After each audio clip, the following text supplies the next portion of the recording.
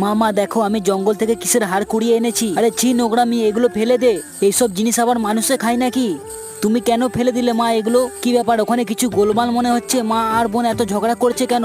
আর বলিস না বাবা, দেখ তোর বোন বায়না করছে এই হাড়গুলোকে রান্না করে দিতে হবে। ঠিক আছে তোমাদের দুজনকে করতে হবে না, এসব আমি করব। এই কাটার মেশিনটাকে দিয়ে আজ এই হাড়গুলোকে কাটবো, কারণ এই হাড়গুলোকে যতটা নরম মনে হচ্ছে কিন্তু তার দ্বিগুণ শক্ত। এবার এই জঙ্গল থেকে কুড়িয়ে আনা হাড়গুলোকে ভালো করে ধুয়ে নিতে হবে। তারপর এই হাড়গুলোর মধ্যে কিছু ডিম মিশিয়ে দিতে হবে। যতক্ষণ এই মাংসর হাড়গুলো পুরানো হচ্ছে ততক্ষণ তোমরা ভিডিওটাতে লাইক করে চ্যানেলটা সাবস্ক্রাইব করে দাও। নাও মা, এবার খেয়ে দেখো কেমন হয়েছে, একটু জানাবে আমাকে।